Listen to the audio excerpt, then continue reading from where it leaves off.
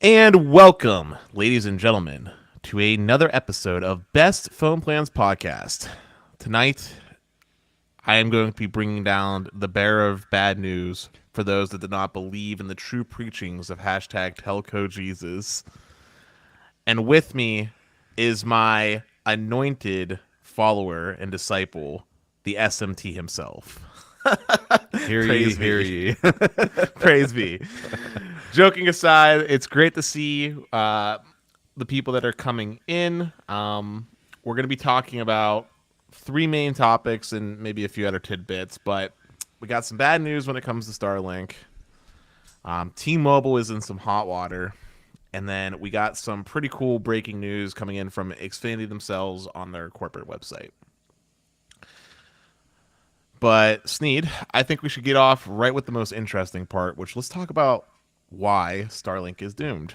Do you have any guesses on what could be possibly wrong based off of all the good news we've been hearing from the most recent press announcement that they had with T-Mobile? Well, let's take an inventory. How many home gateways and satellite dishes have they delivered in the last few years?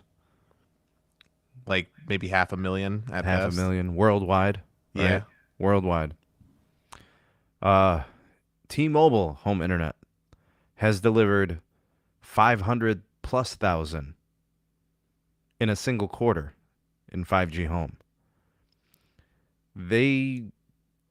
I don't think, in my personal estimation, I understand we need to be realistic and patient and all of those things. I try to be all those things. They haven't been able to really deliver much. And I think with what you're going to discuss, it might have something to do with that, along with limitations and network experience. And I think you're going to end up sounding like the bearer of bad news, Dennis. I think you are. Yeah, so the issue here with Starlink is it's been finalized by Elon Musk what the total throughput is going to be from a bandwidth standpoint for the entirety of the constellation once they deploy all their satellites into the air, including their new revisions with the satellites. And that total works out to 10 terabits worth of bandwidth For the globe. for the globe. Now, that sounds pretty impressive, right, Sneed? It sounds like a lot of capacity, right? Maybe to the untrained eye. Yeah. It's not. For comparison, one strand of fiber, a singular strand of fiber, can push 320 terabits today. Yeah. Yeah. Do we see the problem? Yeah. Yeah. Yeah. So the reason why Starlink is doomed is because there's simply just not going to be enough bandwidth for Elon to serve and satisfy all the customers around the globe and to be able to support all these different projects that Elon wants to get in with. We talked about how he has goals about offering this satellite service for phone customers with the T-Mobile partnership, as well as potential other mobile customers. There was the RVing deal. There is the airplane partnerships that they're trying to make, and they're trying to be a home internet replacement for consumers and businesses currently. And simply put, there's just not going to be enough bandwidth for him with this technology. It's well behind what cable, fixed wireless, and fiber can deliver. And it's going to basically prevent him from ultimately... He's got a set limit on how many customers he's going to be able to service. Basically, he can't have infinite growth. That's full constellation potential.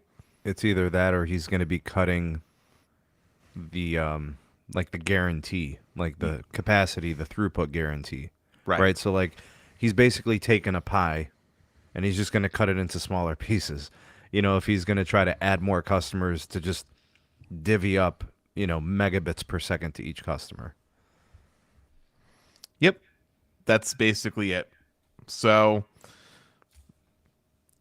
anyone that thinks that Starlink can be a true competitor to traditional options that exist, that is your awakening. It was confirmed by Elon himself.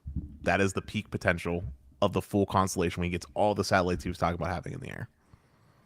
Yeah, and see, if you listen to everybody has like excitement, right? When new things happen, there's a lot of buzz, a lot of positive energy. Eventually that wears away when things don't get fulfilled. Like the lack of follow through or the accomplishment of the things that they said they set out to do. Now people start to have resentment. Now they start to see like and feel negativity towards it. So with the sentiment starting to kind of turn down and him kind of putting the damp cloth on the whole thing, I think it's going to start to settle into people. The reach is going to be more limited than they really thought, right? And maybe that's what people needed. Maybe they needed that wake up call, that realistic, that voice of reason to say, if this ever does come, it'd be nice, but for people that really need to get connected, and there is no hope of any infrastructure getting, installed where they are or whatever, people living on mountainsides. I mean, that's really who this would be for. I mean, there's people. I mean, we've talked to Carlos Estek about this. I mean, he's tried the service. Walt Pychek, an analyst, he's got it. And they're like in the middle of developed cities. In and of itself, that's fundamentally flawed. The fact that those individuals are getting the service there, I mean, it's nice that they can use it and stuff like that. I'm not trying to say they should have it stripped away or anything. I'm just saying that capacity is so finite, even more so than a terrestrial cellular network. You know what I'm saying, Dennis? Yep. So, like, the fact that they can actually sign up for it and have access to it is incredibly backwards, I suppose. That somebody in Vegas who might have, like, 3 or 4 options, and in some instances, it might just be, like, one bad DSL option. But, like, a good DSL option is serviceable, right? Fixed wireless access is a better option. I think these are all just like wake up calls. It's just like, hey, welcome back to reality. This is how hard this thing can be. And he doesn't have the full support of the FCC on all levels. He has support on some levels and in some ways, but like, I think the lack of follow through and some of the progress that should have been made, I think that's kind of soured a bit to the FCC. Yeah, there's been some serious FCC challenges and hurdles when it comes to even just coming down to like when he wants to do his network launches and stuff like that. And there's the concerns that have to be had as well with competitors potentially taking away from that same sphere where he wants to have his satellites being in orbit, having that space taken away, preventing him from even being able to achieve his full deployment. Because like we already know Amazon with their I think it's called Blue. Quipper. Yeah, Quipper. Quipper whatever, snappers. Whatever Bezos wants to call it, we already know that they have plans to launch satellites into the air as well, and they want to do that same low Earth orbit. They got more money than Starlink, Dennis. Yeah.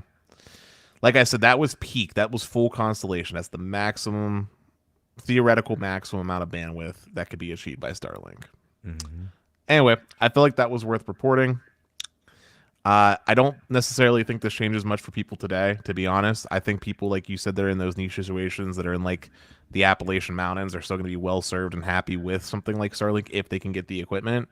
But I just kind of wanted to bring this up because it sort of puts to bed some of the more grandeur dreams that people have about the technology. But topic change. Do you want to talk about why T-Mobile is in trouble now? Oh man, that you want to open up Pandora's box, man. It feels like it's something each week. Well, this is actually something we talked about on your channel, but we never really got the chance to talk about on mine. Okay. All right. I wonder if you can guess what they're in trouble for. And the lawsuit with AT&T. Yep. Yeah. Yep. So for anyone that hasn't heard when I was on Sneeze Channel, which I definitely recommend that you check out at some point, although I see a lot of friendly faces already. Cowboy and Mark, good to see you guys both. T-Mobile's currently under a lawsuit right now from AT&T when it came to their senior discounts is the issue with their marketing. Basically, they claimed that AT&T wasn't offering a senior discount nationwide. And it was only for people inside of Florida, which it's all about the wordplay, but I would argue is just wrong. AT&T is a participant in ARP, so anyone that can be taking advantage of that gets the signature discount from them, and that is applicable in all 50 states. AT&T does have, and we saw this when we did this on your stream, Sneed, AT&T does have a specific discount to Floridians, but we're talking about just discounts in general, which is what T-Mobile was claiming, and T-Mobile does offer other ancillary discounts, although they have exclusive ones in Florida. It's been like that for a while too. You're kind of catering to one state in that instance. I don't like it. I think that's really exclusive. Like in terms of you've got so many other states that individuals could really use the discount. I mean, a lot of people in that 55 plus age group looking at retirement, looking at fixed income, they're probably looking at ways to save money, and savvy consumers as well. I've never really liked the Verizon and AT&T approach to a true legitimate 55 plus plan or whatever, or a senior citizen discount, however they want to structure it. It should be more inclusive. I think every state should qualify. I think whatever the qualifiers are with the age and proof or whatever of the age, more people should be in there. And it's not a massive discount. You're not cutting your bill in half, but it helps. Like if they have 4 lines and they're able to save $10 a line, $40, it's the cost of a line. You know what I mean? So it's meaningful. All right. And now that's been covered, I want to cover the main topic of the show. This is the real reason why I wanted to do this stream this week. Oh, you got there pretty quick. I told you this would be a quick stream behind the scenes. But, all right, the real topic of the show, Steve, the thing that got me really excited, comes in from Xfinity. Sneed, do you know what Xfinity did this week? Xfinity just made their internet really fast. Well, that's been happening. We've been talking about that.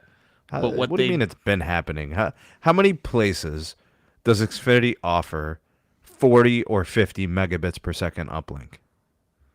Literally across their entirety of their footprint with the gig tier. I don't know anybody that has Xfinity that gets 30, more than... They market it as 35 and it's over provision to 40. So... Ain't nobody getting no 50 megabits per second uplink. You said 40 or 50 was your wording. My bad, Dennis. 59.5 megabits per second uplink. Nobody's getting it on the entire Xfinity footprint. That's true. I had to do it 59.9. But it's happened. The thing that you said would never happen. We got an official public announcement posted on September 8th from the corporate.comcast.com website, which I'm about to put on screen, and I will put the link in the comments for anybody else that wants to click and follow along. So I'm just opening that up here. Boop. Also, Sneed, I don't know if you have me coming through your speakers, but I can hear myself slightly sometimes. Let me see. But, okay, show on stream. And for anyone that is currently watching and wants to follow along, here is the link for everyone here to enjoy. So yeah, here is the official roadmap. I'm going to also zoom in here a little bit for us, make that a little bit bigger for guys here. So here's the roadmap of what's being planned for Xfinity. Basically, they're saying that by 2025, 50 million homes and businesses will be enjoying DOCSIS 4.0 and increased speeds. And starting in 2023, which is just around the corner, we're going to start seeing multi-gig symmetrical speeds starting to be offered. So we were getting excited about the mid-splits that were happening. We talked about that on your channel and my channel in multiple circumstances. It kind of cropped up on Reddit where people were starting to see like 200 meg upload. Starting in 2023, symmetrical speeds are going to start being offered over Coax. 2025? 2023 is when symmetrical speeds are going to begin starting to be offered. And by 2025, Xfinity is projecting to be completed with the projected to be completed with giving 50 million homes and businesses access to the DOCSIS 4 network. Wow. So fixed wireless access launches, starts taking their customers, and now they start to care. All right. Just checking the inventory on that, just the checklist. Go I ahead. mean, you're saying that, but like, I get where you're coming from. You're throwing little jabs, but No. It's not but like jabs at you. 2020 It's jabs at cable. It's like the companies have been so unresponsive to reinvestment that like this is just, dude. This is vindication. This is literally what I've been saying the whole time. Yeah, if but if no pressure is added to cable, they don't give a damn. Yeah, but we knew about this since 2020. Like I'd say about 2020 is because When were they going to do it, Dennis? we said 2024, 2025 would likely be when it happens. Only This is just because there was pressure from some outside force. It might have 2020 been fixed wireless. 2030. It might have been 2040. I'm not even joking, Dennis. I'd have no faith in cable to do a damn thing unless there was some other force acting on them in the marketplace. Yeah, but 2020 What did fixed Altice do? Tell me, what did Altice do during the pandemic? What'd they do? lowered their upload speeds. Uh, But we're talking about Comcast, Xfinity. oh, yeah, because, they're above reproach. Go on. But look, back in 2020, fixed wireless wasn't a pressure point yet. That wasn't being offered. But they knew it was coming.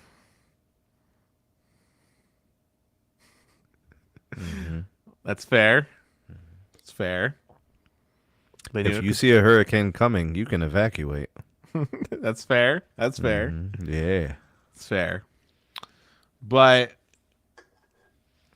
anyway, 2025, that's the official date. It's no longer like internal rumors based off what we were hearing from people that are Facts. kind enough to share. It's officially on the books with a roadmap that 50 million households in the Comcast footprint will get access to the DOCSIS 4.0, which that essentially touches, for the most part, all of their footprint.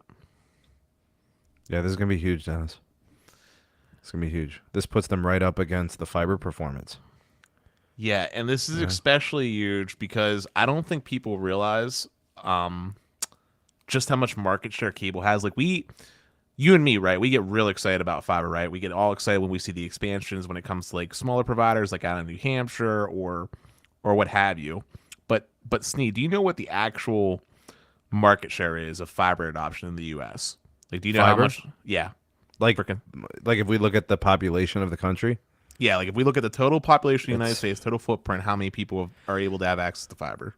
like passable or whatever addresses, it's probably like 30-some%, right? It's lower than that. Sheesh, 20s? Yeah, 22%. Wow. Dang. Yeah, 22%. Cable's what, like 60-something? It is about 50%. About 50. So it's more than double. Wow. Yeah. In fact, I actually have a little thing here that I'm going to throw up on screen for you. It's a nice little bar graph. I got this from CNBC, but I liked it because it was nice and color coded to give you an idea of like what's available to people in the U.S. here. So, just going to put that up here real quick. So here you go. Cable, fiber to the home, DSL, mobile wireless. So this is not fixed wireless. This is like people like using like hotspots and stuff. Fixed wireless as a percentage of adoption. Satellite. Yeah. Dial up not being zero is disheartening to me. There's still people that are relying on dial up. Occasionally I get a comment on one of my YouTube videos like that. Yeah. I don't even know how they're watching the YouTube video, man. Do you know how slow dial up They're probably is? on their mobile data. They're probably fair. not on. They're probably not like the dial-up is for home. I think when they like do email and stuff like on their computer. But yeah. Fair. And then people are using like outside Wi-Fi in certain circumstances. Dude, they're But- probably going somewhere to pick up some Wi-Fi. Like to work and stuff. Library, something. But yeah, so this is big news for everyone. This is going to have a lot of impact for your typical consumer because most people are going to be served by cable. And if Xfinity's doing it, that means that the tech that they're utilizing and the equipment that they're utilizing is going to work its way down to your smaller cable operators like your Armstrongs and your Blue Devils and your RCNs of the world. And it also means that probably Spectrum, who's the second biggest and largest cable operator in the United States, will probably be doing something here soon, considering the timeline. Yep. Although there is one challenge that makes me put into question this date, Sneed. I don't know if it'll actually come to fruition. Do you know what the issue might be that I think cable's going to run into?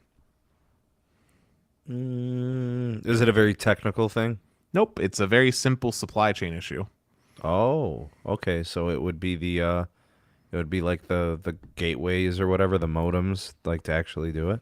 Nope. It's something that all telecom is facing an issue with. You should know. You talked about it already. And you talked about a company that was doing something to fix the problem for themselves. Well, well, I'm not sure. Go ahead, Dennis. Fiber shortage. Oh, Fiber shortage from Corning. is Comcast needs a. how bad is it right now? I'll put it to you this way: projects that would have took 2 months to complete pre-pandemic are now taking a year or more due to the supply issues. Dang. Okay. So it's real bad. And I think that's gonna honestly have some issues. I mean, we know based off our internal sources that Comcast was actually projecting to be done by 2024 and actually pushed it back to 2025 because of this. But I think they're being too optimistic, unless there we might don't be know something. yeah. So it's possible there could be a further delay then. I think that's very likely on the table, and I think it's 100% outside of their control. Dang. The only company that's going to be immune from this delay is AT&T, but that won't start paying dividends for like another couple years until that secondary Corning factory is done being built. Yeah. I mean, they're in a pretty decent place right now for their supply chain, but like that's not saying much. Like a new problem could arise month to month, and then like projects get delayed, and who knows when they get back to it and resume. And I mean, the worst case scenario is when a segment of a city gets delayed and there's no resuming, and it just bottoms out. We've seen fiber projects just stall. Like, oh, we were planning to go X amount of miles this way, and then they stop like 90%, 80%, 70% of the way. That happened with Armstrong with my parents' house. I believe you me, homie. These things are not unusual. Happens in Ohio all the time. Yep. But do you know what the funny part is, Sneed, when it comes to this fiber shortage? It's not telecom that's causing the significant constraints here with the purchasing of the actual cabling. It's not your wireless providers. Is it a glass company? It is your data centers that are actually nice. eating into the limited share of fiber that's available. For example, one Amazon data center uses enough fiber to give the entirety of Pittsburgh fiber to the home in one Amazon data center. That's crazy, Dennis, but real talk, man. AWS is a massive business. Oh, like, I'm aware. Who says no to AWS if you're a fiber wholesaler, OEM manufacturer, whatever. Oh, I'm aware, and I'm not faulting Amazon for doing this. I'm just saying the realization or whatever. I'm just saying like the extra additional increased pressure here is not coming from telecom space. It's coming from the data center enterprise space. Also, thank you to someone just subscribed, but it was kind of clipped on my side. I got to look at the YouTube video. I think it was Joseph Neal. Thank you for subscribing, my friend. Sorry about that.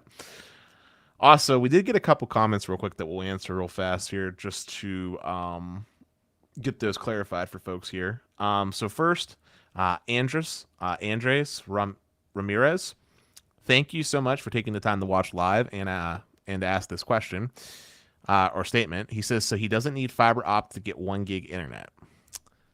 I would say that's a truthful statement. You can get gigabit download speeds at the very least over existing cable today. Fixed wireless, if you get the millimeter wave, you can get gigabit download speeds.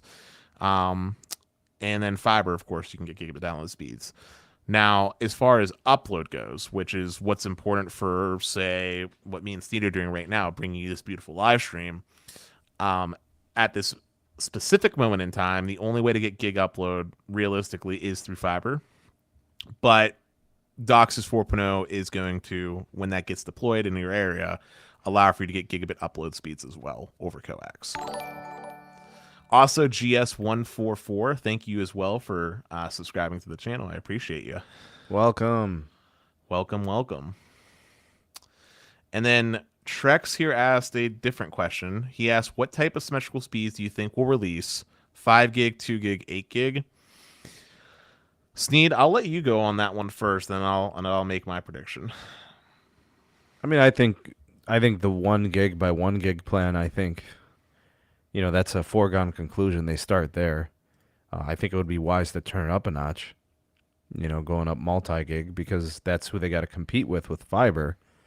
So, I mean, that's like I could see maybe a 4 gig down, 1 gig up type deal. That would be pretty sweet. Just to offer it. We're starting to see more of the multi-gig tiers from like AT&T and some of the fiber providers. And I just think it's another way to upsell. It's not that anybody might use it residential, but just offer it and say you got it. And should anybody decide they want to pay for it, they're going to pay $250 a month for it. Right. I think most people are willing to pay $80, $90, $100 for gigabit symmetrical. So if you're going to double that throughput, they're looking at $250. Some companies, I think it's like $300 to go multi-gig. So yeah, I don't think it's going to be an issue. I think 2 gig on the like a 4 gig by 1 gig type deal or a 5 gig by 2 gig type of deal. I don't know, whatever their technology constraints are. Yeah, I think we see that. So here's my prediction based off of track records with cable and just telecom in general. I don't think we're going to see 5 gig become like an immediate thing that gets offered. I think what we end up seeing is basically the existing tiers that we have today end up being symmetrical. So 50 by 50, 100 by 100, 300 by 300, 600 by 600, 900 by 900, 1.2 by 1.2, and then 2 gig by 2 gig, since that's what they've been offering in the areas where they did the mid-split upgrades like mine. Well, they've been doing 200 meg upload, but I'm saying that will become 2 gig symmetrical. And then I think when they do their yearly speed increases, we might see certain things change with, say, the 2 gig becoming potentially 5 gig and then the 1.2 becoming the 2 gig tier, just for some more even symmetry. But stuff like 8 gig, I think, is very, very far away. And the reason for that is because even though technically speaking, they could do something as high as 10 gig by 10 gig, you got to remember the issue that is that bandwidth is shared at the node, right? If a trunk in the coaxial network caps out at 10 gig by 10 gig to be shared to however many customers get hooked up, which in the node plus zero model that Comcast is shooting for, I believe it's going to be something like maybe, I think it's like 8 or 16 houses per node or per trunk on a node, I think is the goal. You got to account for the traffic that's going to be generated and make sure that you're not oversubscribing it. Otherwise, you'll run into congestion, which in the mono world is highly unlikely due to the fact that there's just so much bandwidth on these networks, but it's still something to keep into consideration. Mm-hmm. That, and also it's just more expensive. Like the higher the speed is offered, that means the more money needs to be spent on providing the literal backbone fiber to said node. So it just comes down to cost, and there's probably not really a much market justification for it. I mean, like, I know AT&T is offering 20 gig now on some of the fiber places, but like, how many people do you really think is buying that, Sneed? Like one, maybe? Yeah, I mean, it just, as a percentage, what do you think nationally the adoption rate would be? Probably like 0.01%. Yeah, it's going to be small. I mean, I don't know. How does one even justify residential service in that capacity, right? Dude, I would barely be able to justify getting a 2 gig service, let alone 5 or 10 or 20. Facts. But cool. Hopefully that answers your question, Trex. And then to W. Massey, thanks for making it, man. Stetson had some things come up, so he wasn't able to do it. But obviously, I wanted to make sure we did this show because I enjoy doing this and getting to interact with you guys. And thankfully, Sneed was an absolute champ. Coming on my channel, and then I'll be going on his after this. So thank you. Anyway, back to the main topic here. We do get some additional details if we scroll down just a little bit here. So we can see under the initiative, they're talking about how they're going to combine their 2 gigs and faster and so forth. And how it's going to be available in 34 cities total by the end of this year, So 34 cities should have this service being offered, and they give some examples of where the initial rollout started at, which was Colorado Springs, Colorado, which we knew about because of Pete letting us know. Augusta, Georgia, we knew about because of the awesome people in the community sharing it with us. Panama City Beach, Florida, is mentioned here, and we also knew about that because of the Reddit posts on the r/Xfinity subreddit, and many other places. Pittsburgh is also one of them. It's not showing on here, but I have it available as offerings in my area. So one thing that's worth mentioning here, and it doesn't really get talked about though, is that at the current moment, Sneed, I don't know if you knew this or not, but the current moment, if you want to take advantage of these increased upload speeds that are being offered with the mid splits, did you know you have to actually have the X5 gateway from them? You got to have that specific gateway, right? You got to rent their equipment. You couldn't be like in your case, use your own or go buy your own. Correct. To get it active and use it. So in that instance, you could still use your own, but you just wouldn't qualify for that service, right? You could still get the service. So let me be more specific. You can use your own equipment at the moment, and you can get up to the 100 meg worth of upload on your owned equipment if you have a compliant DOCSIS 3.1 modem. Right. But you can't get the 200 meg upload. So like if you get, let's just say you get the 2 gig tier, you'll get the 2 gig download speed. And it's actually I think it's actually closer to 2.5 with the OR provision. But anyway, you'll get the 2 gig download, but instead of getting the 200 upload, you only get 100 if you don't have their equipment. Yeah, so you'd be paying for half the upload. Basically. Or getting half the upload, paying for the full upload. Basically. Yeah. And I'm not sure what the issue is. I don't know if it's just like a boot file issue or like maybe a certification issue with these third parties, but I wonder. You think it's on the device side? I don't know if it's a hardware issue or not. That's what I'm saying. I agree with you. I don't think it's a hardware issue. I think it's going to be on their provisioning side. I mean, in certain circumstances, they'd rather rent you the modem. I mean, it's got a fee, so. I mean, in a lot of places they've been waiving that fee. I don't think it's so much about that. Okay. All right. Besides, why would they want to have someone buy their own equipment and not get the highest package, which is going to give them far more revenue than the rental, right? Yeah. What's the cost difference between the two tiers? So the 1 gig, 1.2 gig is like $80, and then if you want to go with the 2 gig, it's like $140. Oh, dude, they'd love to have you on the service, of course, man. You're doubling up money. Well, okay. And that's promotional pricing, by the way. That's not to talk about what happens after promo goes over. So I don't think that's really for that where I'm from, Dennis. We call that Vaseline. I don't know if you're familiar with that. So I don't know if that's really the issue. I mean, I think in certain circumstances, it's definitely going to be probably hardware because I know with earlier iterations of DOCSIS 3.1, I don't think they had support for the mid split on the upstream. Yeah, but for newer stuff like the Aris S33, which is what I have, it's a little perplexing. But hopefully they'll get that sorted out. Because when was that model drop that you have, that Aries? Last year. It's a year old, huh? I mean, I know in tech terms that's old, and clearly when it comes to AT&T and their 5G DoD spectrum, that's clearly too old for them. But low-hanging fruit, Dennis. Low-hanging fruit. Hey, look, I might be the AT&T shill, as people say, but I can still throw jabs at them for doing something poopy. Facts. But we got Blind Tech Adventures coming in. He said his 2 gig fiber or cable. I'm in Fremont. They offer the 2 gig, but they want $1,000 initial setup fee. So, Blind Tech Adventures, thank you for commenting. Comcast offers a true fiber product. It used to be 2 gig. It was called the specific name for it is called Gig Pro. It's that one that I always get all excited about when I talk about how it's like a metro dedicated fiber. It's not like your typical GPON that Verizon Fios gives. But anyway, that tier that you're talking about actually became 6 gig symmetrical. And due to the fact that they actually provision you for an extra thing, it's like a total of like almost 8 gigs worth of bandwidth because we're provisioning and other things. But anyway, it's 6 gigs symmetrical. It's $300, and you have to rent their Jupiter switch because it doesn't use like a typical ONT. It's using like commercial grade stuff here, so you have to rent this switch from them, which is another $20. So it's $320 total. 6 gig symmetrical. You get 2 static IP addresses, and it's not your typical consumer connection. That's the fiber product.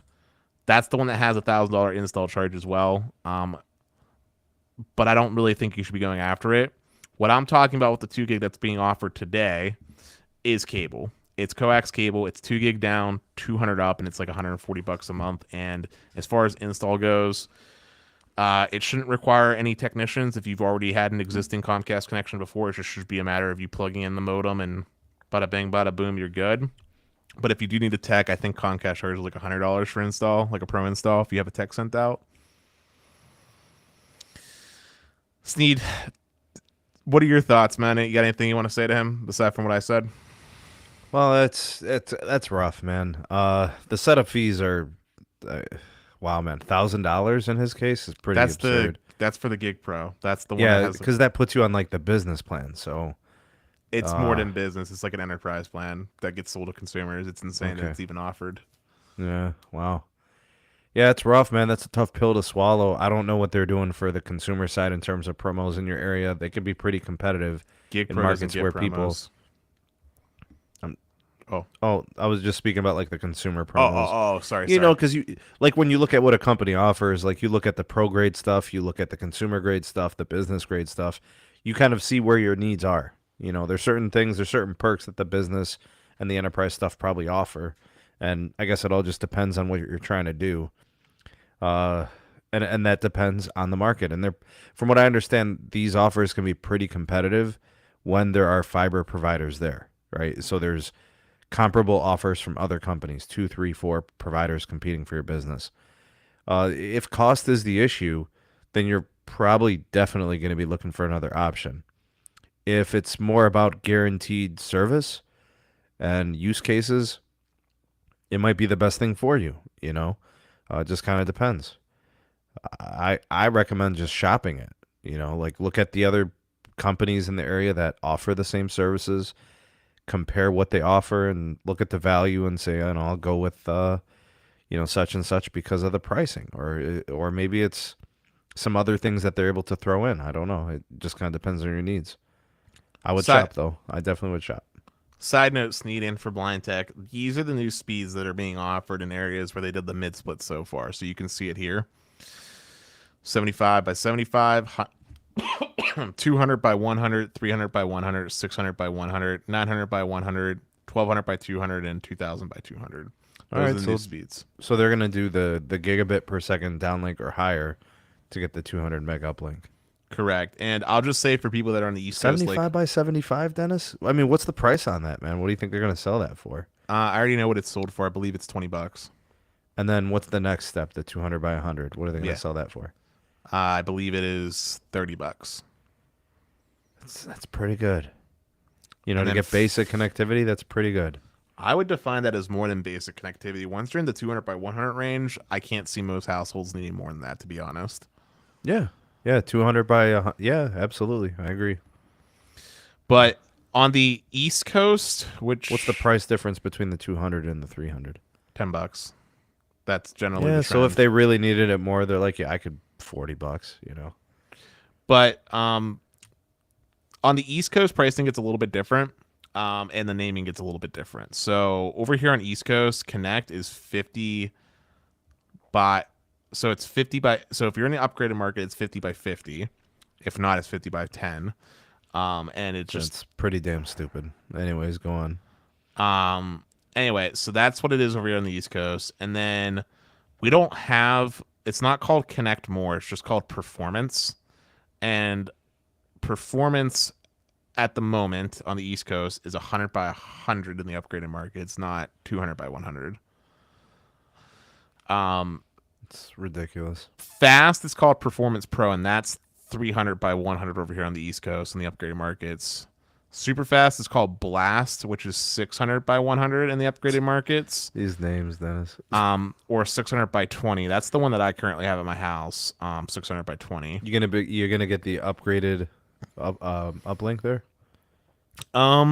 So at my specific household address, although it's in my zip code, my specific household address doesn't have the option yet. Yeah. But it'll happen eventually. What does it need? What's the upgrade that has to happen on a technical infrastructure level? I think it's just a matter of them like updating my address to be available for those packages to be available to me, like on their website. Because like when I go to their website right now, so it's not hardware related. It's not infrastructure related.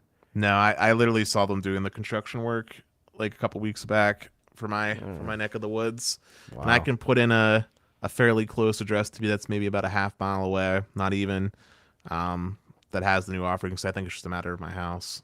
But Sheesh, man. I mean, look, it really doesn't matter to me, dude. I got the FiOS, right? Like, Facts. But for somebody who was really looking forward to some additional uplink, man, they're waiting. well, they got FiOS if they live where I'm at. And then what if their experience was like yours on FiOS? Oh, then they're Or crying. what if their pedestal looks like yours on FiOS? Oh, that's not my pedestal that I showed you. That's the one that connects to my neighbors' houses, not mine. Okay, so it's like one door away or whatever. What do they do? Do they do one every other? Yeah, I With a couple mean, homes? there's like a pedestal every like block of like houses or so. Okay. But I'm just going through the naming schemes. Ultra fast is called Extreme Pro here on the East Coast. That lines up speed wise. Gigabit Extra is just called Gig here on the East Coast, and then Gigabit 2X is just, yeah. These are all the same, just different naming schemes basically. We got more comments coming in. I'll answer them real quick. Let's see. Oh, this is a great question, Steve. I think you'll have a little bit of a laugh out of it, maybe. You're not looking at the comment though. With high capacity coax coming, could you see MNO using coax as backhaul instead of running fiber? No, sir. I cannot see MNOs using coax as backhaul instead of fiber. No. You do realize that it's already a thing that happens, yes, Sneed? It's not the preferred. It's not the preferred, but It is does not happen. the preferred. It's It not is the preferred, but it does They're happen. not doing it now. There are no installs of coaxial. Say nobody's hey, can we get coax installed here for the cell tower? Nobody's doing that, Dennis. I just said it's not the preferred. I agreed with you on that, but it does happen. Oh God, man. No good. It does happen. In fact, Sneed, do you want to know where it's most prevalent to happen? And you're gonna hate me when I tell you. Take a guess. When's it most prevalent to happen? Take a guess. You're gonna hate me when I say When is it most prevalent to happen? Mm-hmm. NIMBY type situations, maybe? No. Like, think about like network. Like, we got macros, we got small cells, we got all this other stuff. When do you think it's most common to happen? Like in like urban, suburban, like rural, like what type of situation do you think it's most common? It's got to be rural, right? Mm-mm. No? I was gonna say because like rural, most of the time when they can't get fiber to sites, it's microwave. Okay, you ready? So, go ahead, man. Suburban small cells. Yeah, because cable's everywhere. Facts. Yeah. Suburban small cells is the most common time that I see it. No. Yeah, I could definitely see that. All right. Let's see.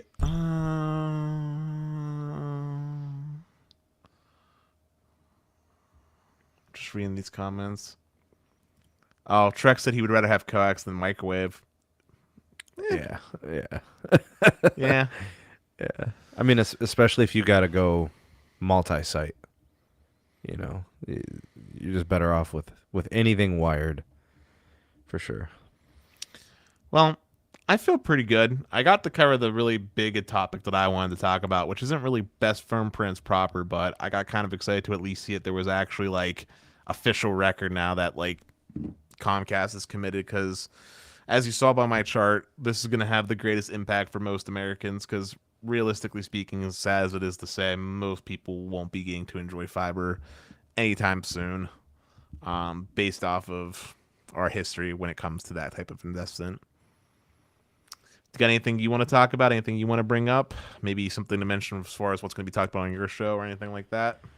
Yeah, man. We got some interesting insight from Recon Analytics, friend of the show, Roger Entner, and some bad things happening at Verizon. Oh no. We've been pretty sour on Verizon for a while. I mean,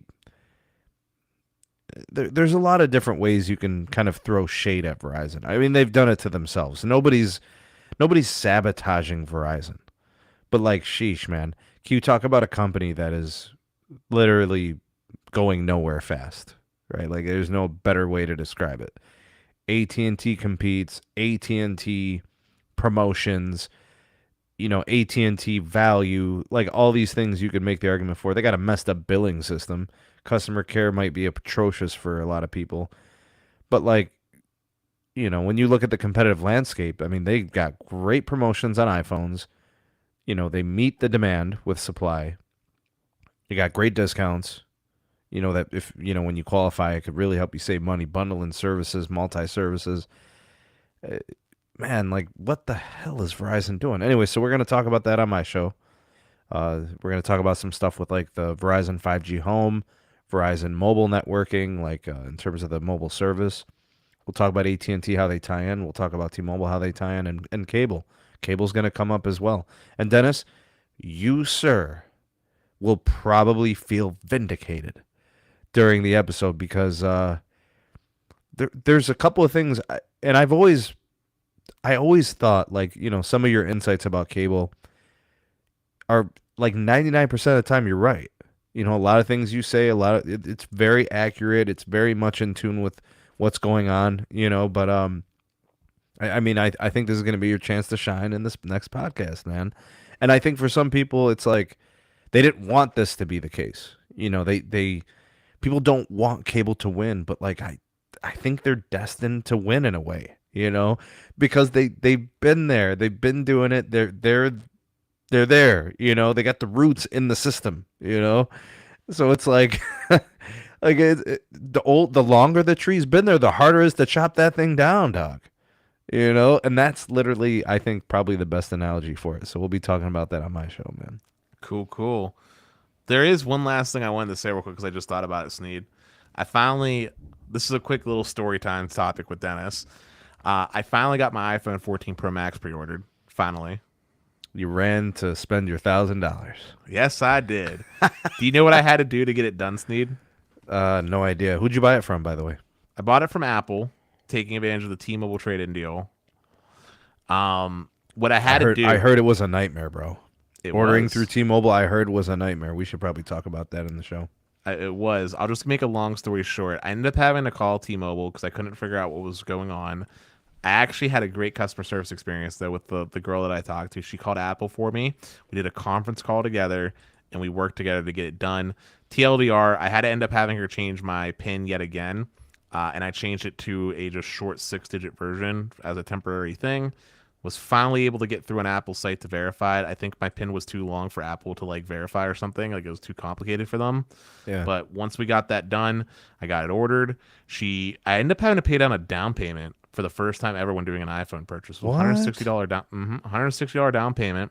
What changed since the last time you bought an iPhone through them? I've never bought an iPhone through T-Mobile before, so I couldn't tell you. Well, let me rephrase that. I've never bought an iPhone through Apple specifically taking advantage of a T-Mobile deal before, so I'm not sure what changed. They don't give you a detailed breakdown, which is really sad. But I had to put $160 down plus paying for the sales tax, which isn't the end of the world. I mean, I just paid it on my credit card. But like, it was interesting because I have had an account with them for 8 years in good standing, and T-Mobile had that reputation for giving you 0 down. When you, regardless of credit after like a year or whatever. Because what was the last one you bought from them? You said the iPhone 13 Pro Max was actually okay. So you did it last year then? Yeah, but I did that through Best Buy, not through Apple directly. So that was a little bit different. Is the point? Runs through a different system? I think so. I mean, I'm not sure. Like I said, I never did it with Apple specifically. That's why. Like, if I went through Apple directly, I would just buy it unlocked, full price, right? Never through. Right. So, but I got it to work, which makes me happy. It's going to be coming here in like mid-October, which is not the end of the world. I mean, I was hoping to get it sooner, but it is what it is. Mm-hmm. And that will be... Oh, Andrew actually commented. He said T-Mobile only finances a certain amount, so with $1,000+ phone, it could probably have been the. Interesting. Okay, so if you're, what's the taxes on that? You're what are you guys at? 10%, 9%, 6%? No, sorry. In Allegheny County, it's 7%. 7%. So you're, I mean. But the down payment was separate from the taxes because it was like 2 something total that I paid. Oh. Well, they only financed if your phone was $1,000, you gave them $60. Phone was they only $1,500. $160. You said? Oh, your phone was 1500. because I got the 512 gig version of the Pro Max. Okay. Wow, did you do a trade-in? Yeah, I'm trading in the iPhone XR. Did they build all that into that? Yeah, so the iPhone XR I think got 140 on Apple's site for trade-in. And then my 160 Man, they didn't even nothing, man. Wow. I mean, that's Phone, the reason it's why pretty old, right? that's the reason why I'm using it as the trade-in, right? Because it's not worth much. So I'm getting the remaining in credits from T-Mobile because T-Mobile was giving the $800. So AT&T was giving $350 as far as credits if you use this. T-Mobile was doing $800. I was originally going to do my S9 Plus with AT&T, but then I found out AT&T is the only model that comes locked if you buy it through Apple. So I decided to use T-Mobile instead because on the website and confirmed on the call, triple confirmed, I was told that the phone would come unlocked. And I explained why it was important. So I went with the T-Mobile instead. Think you made the right choice, dog. Hopefully. I mean, like I said, the T-Mobile rep I had was super cool. She gave me a $35 credit to cover the activation fee too without me really even having to ask. She was just like, oh, that's no problem. I don't pay for it, so why should you? She made a joke. She was super cool. Super cool. So good job, T-Mobile story. Finally got the phone ordered. I'm only getting one, and I'm only doing it because of the network testing for the channel. Realistically speaking, if anybody's watching, I don't encourage you to actually buy the 14 Pro Max. I don't actually think it's a worthy upgrade to the 13 Pro Max, in my opinion. Like, unless you're on AT&T, maybe because of the DoD spectrum. That would be the only exception. Yeah. Facts. And you would have to be in a market that has it now, or like the upgrades are happening. Like, you could justify it for Cleveland. You know, for places that haven't seen any C-band build, I don't. You're probably not in a rush, right? You're probably like, whatever. You know. Oh, and then Andrew's giving me another comment. Apple used to do it where they charged you the sales tax on the difference, the new phone minus the trade-in, but they stopped. You pay sales tax on the full balance, and then they later give you the trade-in credit. Yeah, I don't know. Process. But it's coming in. Oh, Brian, I'm sorry. We're getting so many comments. I'm sorry. I just want to answer a couple of these real fast. I'm sorry. Go ahead. Brian Gosser said when he went to get his Sprint SIM card taken out and the T-Mobile SIM card put in, they told me that they'd give him $1,000 for the iPhone 11, and he told them no, that's to trade in my iPhone 11. Interesting. He pre-ordered an iPhone 14. Oh, Scott pre-ordered the iPhone 14 Pro Max yesterday. He still has an iPhone XS Max. Well, this is going to be a very worthy upgrade for you. The XS Max, I believe, was one of the last iPhones that was using the Intel. No, the iPhone 11 used Intel too. Yeah, this will be a great upgrade for you, though, man. You've been missing out on a lot of coverage, regardless of carrier. You're just talking about it from like those levels, but like better display, better battery life, more powerful. Like, it's so many things. Better camera. Big camera enhancements. Oh, huge changes. You're talking about, if you're at an iPhone 11, I mean, you're talking about 3 years of evolution, right? Well, he has an XS Max. So this is like 4 years of evolution. 4 years evolution. Yep. Yeah, because the XR actually came out the same year as the XS did. And I can tell you from network testing, the XR was horrible modem, dude. Like, Verizon, for example, if you were to do a speed test on the XR, you might get like 4 meg with like 100 ping. Do the same test, same SIM card on like an iPhone 13 Pro Max, you're getting like 100 meg and like, reasonable ping, like 20, 30 millisecond. I don't know what the XR is missing as far as band support, but I don't think the XR had support for CBRS. You're muted if you said something. I was going to say probably not. It's probably missing that. It might be missing LAA, band 46, band 48. But probably doesn't have band 30 from AT&T. Like, there's probably some wonky, like band 14 is not supported. There's a lot there you're missing. All right, guys. Well, I've held Sneed captive for far too long. I told him I'd keep this show short, 45 minutes to an hour max, and we're about at 55 minutes. We're going to go ahead and transition over to the Sneed Mobile Tech channel, but before we do, I just want to thank everyone again that was able to catch this extra content stream on Saturday. I want to show appreciation to Sneed as well. You are always so willing and happy to come on my show in a little pinch, so I definitely appreciate you for being a guest and all your insight that you always bring. I want to thank everyone that subscribed tonight. I know we got 2 new subscribers that I was aware of during this show, so thank you and welcome to the Best Phone Plans community. And And just make sure you smash this like button before we transition over. But with that being said, it's the good old fashioned peace from me. Peace.